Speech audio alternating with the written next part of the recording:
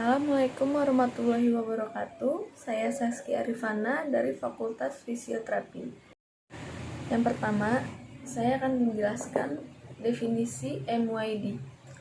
MYD merupakan elektro dan sumber fisis yang menggunakan gelombang elektromagnetik dengan frekuensi 2450 MHz. Elektromagnetik akan masuk ke dalam jaringan lalu membuat reaksi. Reaksi yang terjadi adalah osilasi, rotasi, dan vibrasi, sehingga akan menghasilkan panas di jaringan. Yang kedua, saya akan menjelaskan beberapa perubahan fisiologinya. Yang pertama, ada meningkatkan metabolisme. Terjadi peningkatan temperatur di sel, lalu terjadi peningkatan aktivitas sel sehingga metabolismenya meningkat. Yang kedua, ada meningkatkan produksi keringat.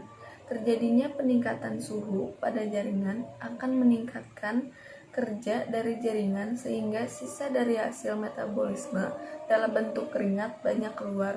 Yang ketiga, ada peningkatan tekanan kapiler dan permeabilitas.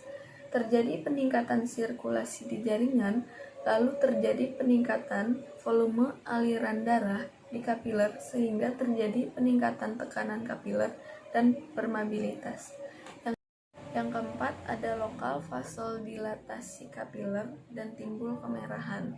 Terjadi peningkatan suhu pada jaringan akan mempengaruhi pembuluh darah, terutama pembuluh darah kapiler. Saat suhu meningkat, maka kerja pembuluh darah akan melebar.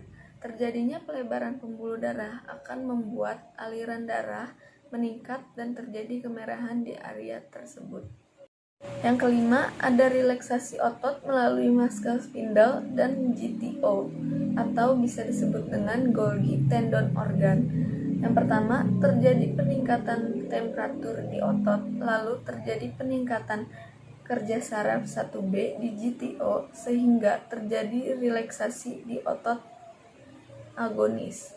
Yang kedua, terjadi peningkatan temperatur di otot, lalu terjadi peningkatan kerja saraf 1A di muscle spindle sehingga terjadi relaksasi di otot antagonis. Yang keenam, ada peningkatan tekanan oksigen. Yang ketujuh, ada peningkatan ekstensibilitas jaringan. Dan yang ke-8, ada sedatif atau nyaman. Selanjutnya, saya akan menyebutkan kontraindikasinya.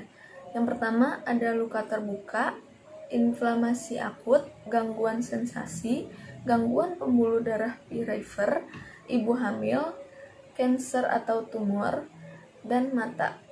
Selanjutnya, saya akan menjelaskan dosis-dosisnya. Yang pertama, frekuensinya optimal 3 kali seminggu, intensitasnya suhu jaringan 40-45 Celcius menggunakan termometer. Waktunya 15 menit, tipenya continuous, repetisinya minus, jaraknya 10 cm dari kulit. Yang terakhir, saya akan menjelaskan cara penggunaannya, yaitu yang pertama, siapkan peralatan kalibrasi yang akan digunakan. Yang kedua, lakukan pendataan administrasi meliputi nomor order, merek, model atau tipe, nomor seri, tanggal pengujian, tempat atau lokasi pengujian, nomor sertifikat, dan ruangan alat. Yang ketiga, lakukan pengukuran kondisi lingkungan.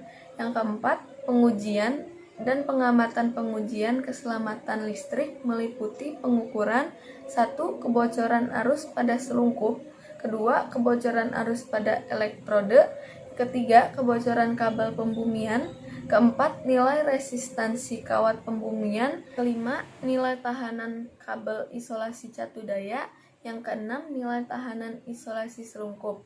Pengamatan fisik dan fungsi alat meliputi 1. Badan dan permukaan, 2. Kotak-kontak alat, 3. Kabel catu utama atau line cord, keempat, kabel elektroda, kelima, tombol, saklar, dan kontrol. Nah, sekian penjelasan saya tentang microwave didermy. Jika ada salah kata mohon dimaafkan. Wassalamualaikum warahmatullahi wabarakatuh. Terima kasih.